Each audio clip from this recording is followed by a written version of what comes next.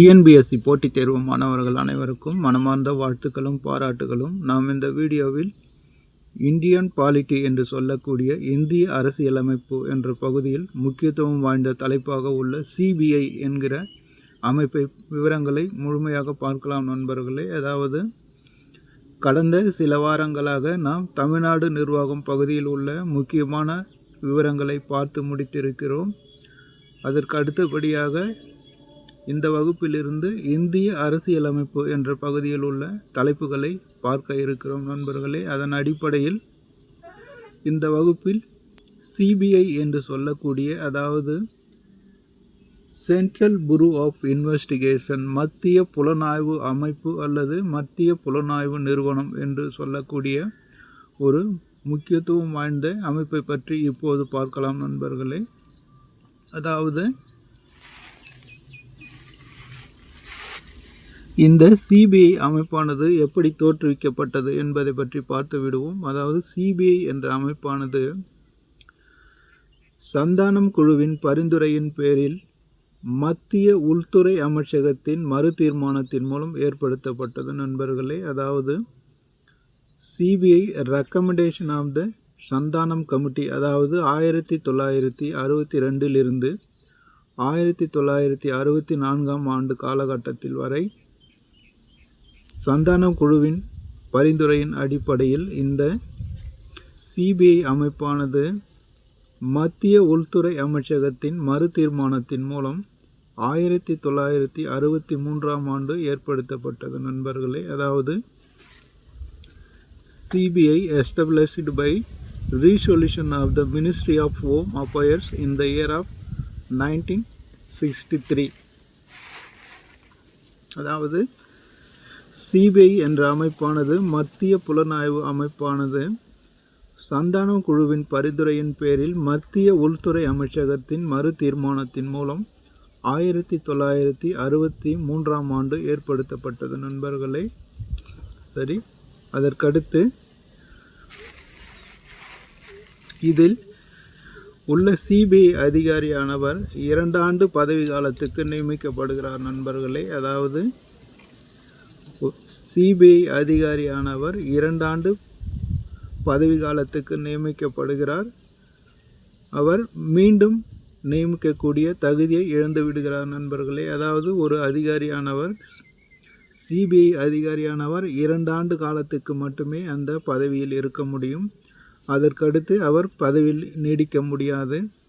ஏனென்றால் சிபிஐ அதிகாரியை பொறுத்தவரை மறு நியமனம் என்பது கிடையாது நண்பர்களே. அதாவது நாட் ரீஅப்பாயின்மெண்ட், அதாவது மறுமுறை தேர்ந்தெடுப்பதற்கான தகுதி கிடையாது. ஒரே ஒரு முறை மட்டுமே 2 ஆண்டு காலத்திற்கு பதவி வகிக்க முடியும். அதற்கடுத்து இந்த சிபிஐ அதிகாரியை தேர்ந்தெடுப்பதற்காக ஒரு தேர்வுக்குழு உள்ளது நண்பர்களே. அதாவது செலெக்ஷன் கமிட்டி என்று சொல்லக்கூடிய ஒரு தேர்வுக்குழு உள்ளது. அந்த குழுவின் மூலம்தான் இந்த சிபிஐ அதிகாரியானவர் தேர்ந்தெடுக்கப்படுகிறார். அதில் அந்த குழுவில் உள்ள உறுப்பினர்களை டிஎன்பிஎஸ்சி தேர்வுகளில் கேட்டு விடுகிறார் நண்பர்களே. அதன் விவரங்களை இப்போது பார்க்கலாம். அதாவது சிபிஐ அதிகாரியை தேர்ந்தெடுக்கக்கூடிய தேர்வு குழுவில் உள்ள உறுப்பினர்கள், முதலாவதாக பிரைம் மினிஸ்டர், அதாவது நாட்டின் பிரதம மந்திரி, அவர்தான் அந்த தேர்வு குழுவின் தலைவராக செயல்படுகிறார். அதற்கடுத்து லீடர் ஆஃப் ஆப்போசிஷன் இன் லோக்சபா, அதாவது மக்களவையின் எதிர்க்கட்சி தலைவர். அதற்கடுத்து சீஃப் ஜஸ்டிஸ் ஆஃப் இந்தியா, அதாவது உச்ச நீதிமன்றத்தின் தலைமை நீதிபதி. இந்த 3 உறுப்பினர்கள் தான் சிபிஐ அதிகாரியை தேர்ந்தெடுக்கக்கூடிய குழுவில் இருக்கிறார்கள் நண்பர்களே. அதாவது திரும்பவும் சொல்லுகிறேன், சிபிஐ அதிகாரியை தேர்ந்தெடுக்கக்கூடிய குழுவில் உள்ள உறுப்பினர்கள், முதலாவதாக பிரதம மந்திரி, அவர்தான் அந்த குழுவின் தலைவர். அதற்கடுத்து மக்களவையின் எதிர்க்கட்சி தலைவர். அதற்கடுத்து உச்ச நீதிமன்றத்தின் தலைமை நீதிபதி. இந்த 3 உறுப்பினர்கள் தான் சிபிஐ அதிகாரியை தேர்ந்தெடுக்கக்கூடிய குழுவில் இடம்பெறுகிறார்கள். இந்த 3 உறுப்பினர்களும் தேர்வு செய்யக்கூடிய ஒரு அதிகாரியைத்தான் குடியரசுத் தலைவர் சிபிஐ அதிகாரியாக நியமிக்கிறார் நண்பர்களே. அதற்கடுத்து இவர் 2 ஆண்டு காலத்துக்கு மட்டுமே பதவியில் நீடிப்பார். அதன் பிறகு மறு நியமனம் இவருக்கு கிடையாது. அதுபோக இந்த சிபிஐ அமைப்பினுடைய பணிகளை பற்றி இப்போது பார்க்கலாம் நண்பர்களே. அதாவது சிபிஐனுடைய பணியானது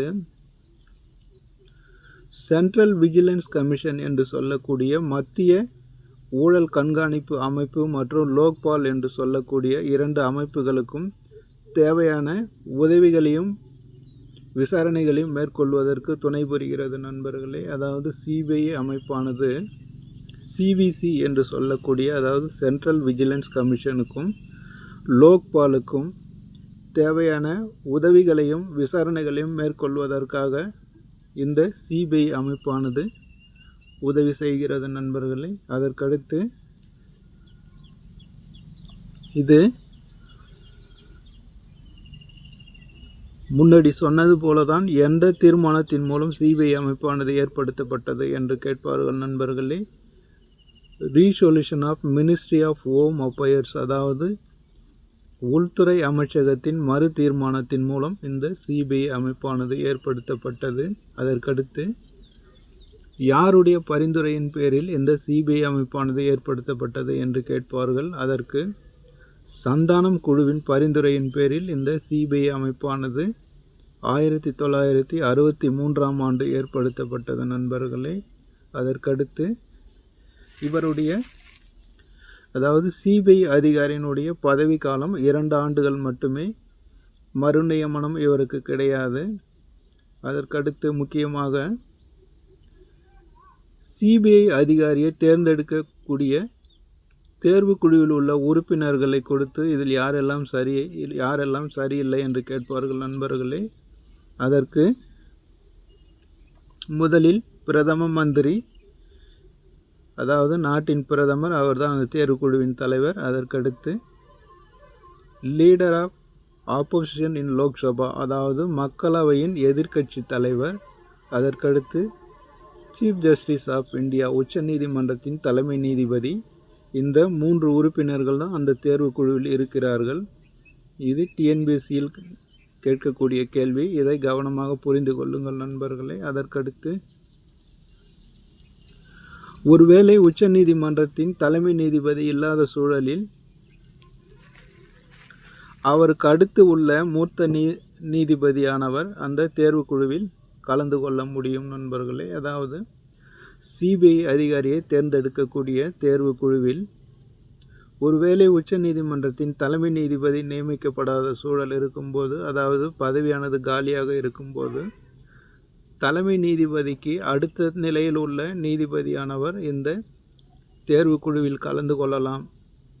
அப்படியாக இந்த சிபிஐ அதிகாரியானவர் தேர்ந்தெடுக்கப்படுகிறார். அவருடைய பதவிக்காலம் 2 ஆண்டுகள் மட்டுமே. அதற்கடுத்து அந்த சிபிஐ அமைப்பானது